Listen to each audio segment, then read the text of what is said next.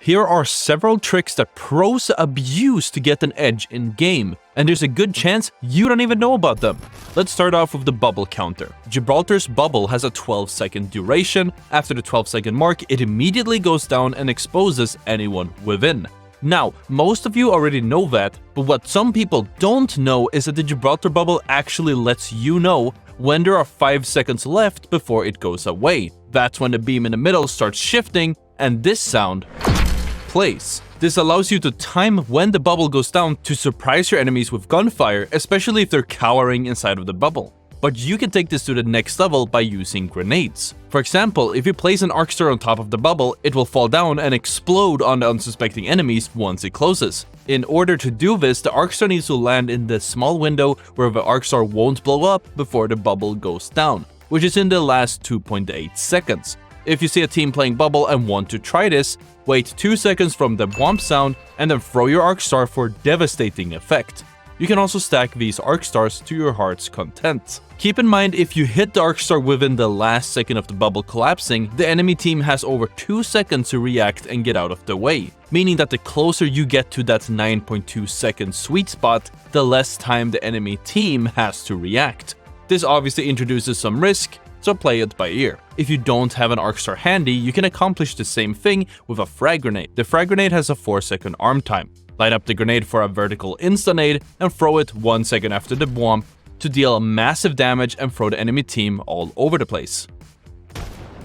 This next trick is the one that allows you to reload near instantly. Now, obviously, reloading with 1 or more bullets left in a magazine will stop your legend from doing a chambering animation and saving you a lot of time. But there's one more level to this, something that I like to call reload cancelling, where you can animation cancel a large portion of the reload animation, sometimes as much as up to a second. So, just how useful can this be? It depends on the weapon. First off, we have the best guns you can animation cancel on, where there is a huge difference between the default gun without a stock's tactical reload and the animation cancel.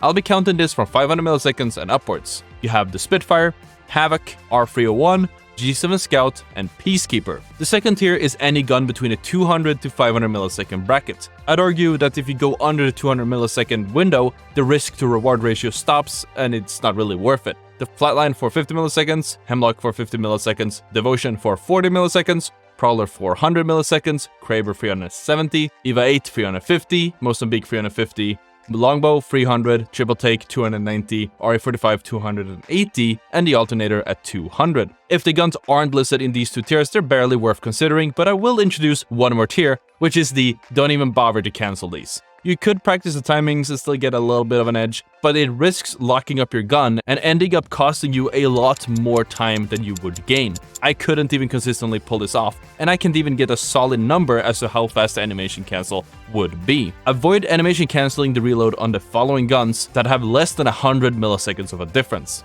That's the Charge Rifle, Sentinel, P2020, Rampage, Car SMG, and of course the Volt. Pulling off a reload cancel is simple, but, as I mentioned, the closer the timing, the larger the risk of you screwing it up and forcing you to restart the reloading process. In order to do a reload cancel, make sure you have at least 1 bullet in the magazine, then initiate a reload while paying attention to your ammo counter in the corner. When the ammo counter refreshes and shows a full magazine, quickly swap to your secondary weapon and back. In some cases, you can actually start swapping before the gun refreshes, but you just gotta feel this out and figure out how it works for you. Next up are the 2 ways of controlling your recoil, namely Ricos Moving and Jitter Aiming. If you stand still and fire, your recoil goes in a very predictable pattern, which can be counteracted by aiming in the opposite direction as you spray. The pattern itself varying depending on what gun you're using and increasing in the severity depending on your range. This is just how recoil works in typical first-person shooters without random bloom. And Apex girls have been preaching this method of recoil control for a while now. But it was discovered that you don't need to waste effort on this, and instead, all you need to do is track your enemy with a smooth movement. If you do this correctly, there's almost no recoil.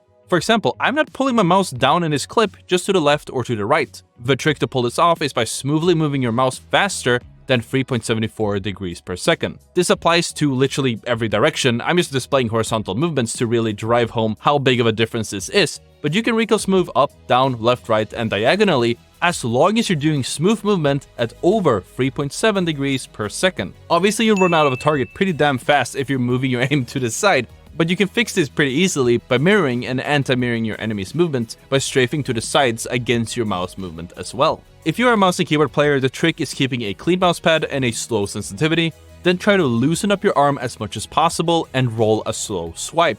It doesn't take too much to get used to this technique, and it's a lot easier if you use a tracking mousepad, lightweight mouse, and you don't press down on it too hard. Now, if you're on a controller, it doesn't seem like you need to mind the speed or the smoothness, since smooth analog movement is sort of a feature on controller. You could argue that Ricos Moving appears to be a built-in feature for controller players, and I could speculate it's actually intended specifically for controller players, since very few mouse and keyboard users have this type of smooth aim, but I digress. It should also be a lot easier to smoothly pull your aim left or right because of how an analog stick works. Torje, who found these techniques, explains you can reliably Ricos move up to 70 meters away if the perfect conditions of the enemy strafing the other way and you anti-mirroring their movement are met.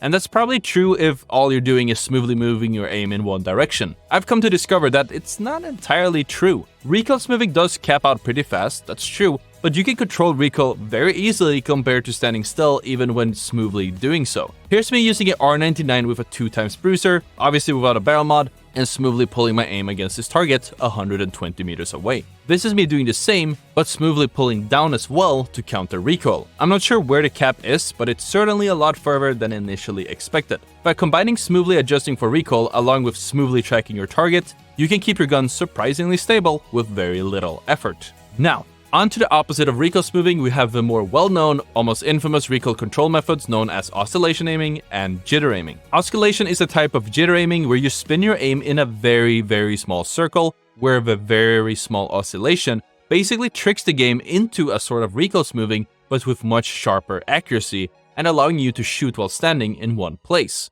You might have seen oscillation aiming from the famous Lou clips a while back now, where he was completely beaming with a 3x flatline on targets that were considered impossible to hit. Simply spinning your aim in a circle as fast as you're comfortable with will achieve better recoil control, but it comes at a cost, because you need to spin your mouse really fast. You can take this to the next level by picking up jitter aiming. Jitter aiming achieves the same result as oscillation, but without forcing you to spin in circles, which allows you to accomplish the same result, but for weapons with an even higher fire rate. It essentially works the same way recoil smoothing works, where you move your mouse faster than 3.74 degrees a second, but instead you do it really fast. The easiest and the healthiest way to pull off a jitter is by tightening the muscles in your forearm, which will cause your mouse to shake. If we compare jittering to oscillation, you can sort of see the likeness, but the movement from the jittering is a lot smaller and hell of a lot faster. To jitter successfully, you need to vibrate your mouse in between every gunshot, meaning about 10 times per second or more for guns such as the Flatline